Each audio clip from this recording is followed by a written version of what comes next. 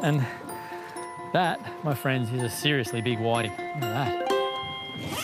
Well, that tide's just starting to turn and that wind's kicking up quite nicely, so that is my cue to get out of here.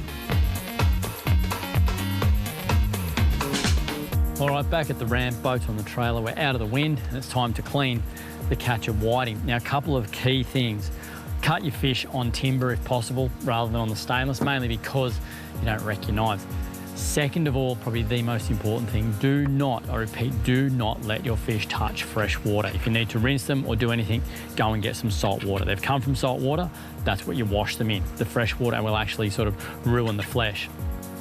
Finally, the great thing about that slurry, you see, pull these fish out, see they've still got all the colour, they look great, it still sort of looks like it's alive. Okay, the slime's still coming off, it's nice and cold, the meat's firm. Have yourself a nice sharp knife like this Rapala filleting knife. And then there's a real simple way you can do this. You're going to knock the whole fillet off and then cut the rib cage out, or you can do this. I'm literally just cutting above the rib cage as we go, like this.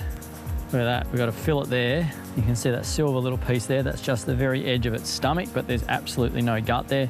And then from there, we leave that attached and we just go like this. If you don't like fish skin, then you're going to absolutely love this method. Look at that. That is possibly up there in the top 4 or 5 eating fish in this country. King George whiting fillets, no bones, no skin, too easy. From there, I put them straight into a dry tub, just like that. I don't want the fish wet. Put them in the fridge and you've got the best feed going ever.